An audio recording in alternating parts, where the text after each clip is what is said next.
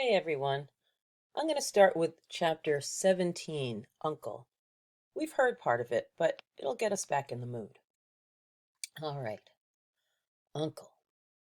When they pulled into the fairgrounds, they could hear music and see the Ferris wheel turning in the sky. They could smell the dust of the racetrack where the sprinkling cart had moistened it, and they could smell hamburgers frying and see balloons aloft. They could hear sheep blatting in their pens. Bah! An enormous voice over the loudspeaker said, Attention, please. Will the owner of a Pontiac car, license number H2439, please move your car away from the fireworks shed? "Can I have some money?" asked Fern. "Can I too?" asked Avery. "I'm going to win a doll by spinning a wheel and it'll stop at the right number," said Fern. "I'm going to steer a jet plane and make it bump into another one." "Can I have a balloon?" asked Fern. "Can I have a frozen custard and a cheeseburger and some raspberry soda pop?" asked Avery. "You children be quiet till we get the pig unloaded," said Mrs. Arable. "Let's let the children go off by themselves," suggested Mr. Arable. "The fair only comes once a year." Mr. Arable gave Fern 2 quarters and 2 dimes. He gave Avery 5 dimes and 4 nickels. "Now run along," he said, "and remember, the money has to last you all day. Don't spend it all the first few minutes. And be back here at the truck at noontime, so we can all have lunch together. And don't eat a lot of stuff that's going to make you sick to your stomachs." "And if you go in those swings," said Mrs. Arable, "you hang on tight. You hang on very tight. Hear me?" "And don't get lost," said Mrs. Zuckerman. "And don't get dirty." "Don't get overheated," said their mother. "Watch out for pickpockets," cautioned their father. "And don't cross the racetrack when the horses are coming," cried Mrs. Zuckerman. The children grabbed each other by the hand and danced off in the direction of the merry-go-round, toward the wonderful music and the wonderful adventure and the wonderful excitement, into the wonderful midway where there would be no parents to guard them and guide them, and where they could be happy and free and do as they pleased. Mrs. Arable stood quietly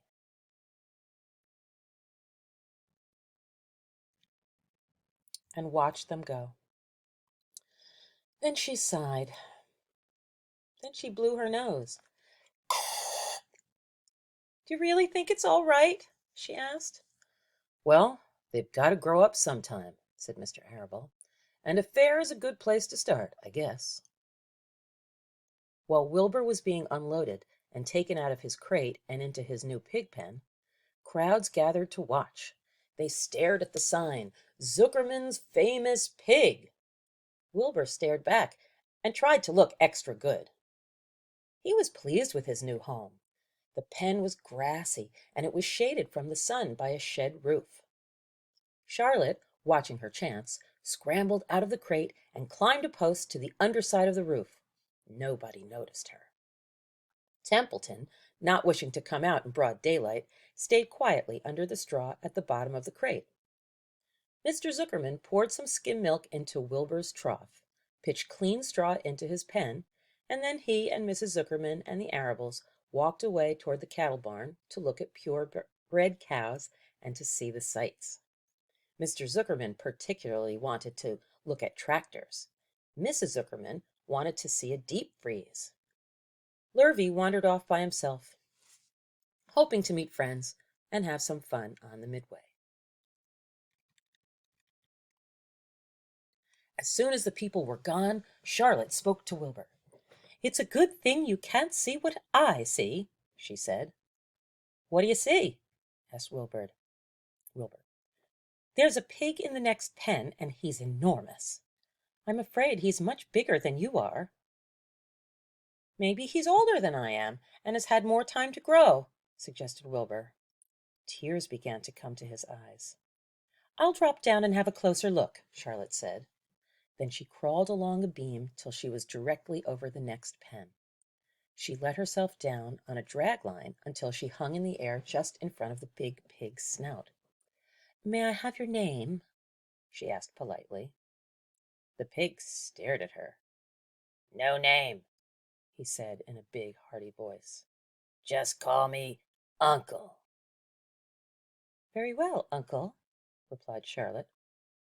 What is the date of your birth? Are you a spring pig? Sure, I'm a spring pig, replied Uncle. What did you think I was, a spring chicken? Ha ha ha! That's a good one, eh, sister? Mildly funny, said Charlotte. I've heard funnier ones, though. Glad to have met you, and now I must be going. She ascended slowly and returned to Wilbur's pen. He claims he's a spring pig, reported Charlotte. And perhaps he is. I think this is Uncle. One thing is certain, he has a most unattractive personality. He is too familiar, too noisy, and he cracks weak jokes. Also, he's not anywhere near as clean as you are, nor as pleasant. I took quite a dislike to him in our brief interview. He's going to be a hard pig to beat, though, Wilbur, on account of his size and weight.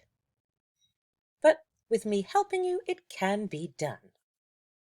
When are you going to spin a web? Asked Wilbur. This afternoon, late, if I'm not too tired, said Charlotte. The least thing tires me these days. I don't seem to have the energy I once had. My age, I guess. Wilbur looked at his friend. She looked rather swollen, and she seemed listless. I'm awfully sorry to hear that you're feeling poorly, Charlotte, he said. Perhaps if you spin a web and catch a couple of flies, you'll feel better. Perhaps, she said wearily. But I feel like the end of a long day. Clinging upside down to the ceiling, she settled down for a nap, leaving Wilbur very much worried.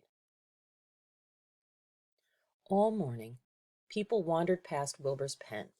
Dozens and dozens of strangers stopped to stare at him and to admire his silky white coat, his curly tail, his kind and radiant expression. Then they would move on to the next pen, where the bigger pig lay. Wilbur heard several people make favorable remarks about Uncle's great size. He couldn't help overhearing these remarks, and he couldn't help worrying. And now, with Charlotte not feeling well, he thought, oh dear. All morning, Templeton slept quietly under the straw. The day grew fiercely hot. At noon, the Zuckermans and the Arables returned to the pig pen. Then, a few minutes later, Fern and Avery showed up. Fern had a monkey doll in her arms and was eating Cracker Jack. Avery had a balloon tied to his ear and was chewing a candied apple. The children were hot and dirty. Isn't it hot? Said Mrs. Zuckerman. It's terribly hot, said Mrs. Arable, fanning herself with an advertisement of a deep freeze. One by one they climbed into the truck and opened lunch boxes. The sun beat down on everything. Nobody seemed hungry. When are the judges going to decide about Wilbur? Asked Mrs. Zuckerman. Not till tomorrow, said Mr. Zuckerman. Lurvy appeared, carrying an Indian blanket that he had won. That's just what we need, said Avery. A blanket? Of course it is, replied Lurvy, and he spread the blanket across the sideboards of the truck so that it was like a little tent. The children sat in the shade under the blanket and felt better. After lunch, they stretched out and fell asleep.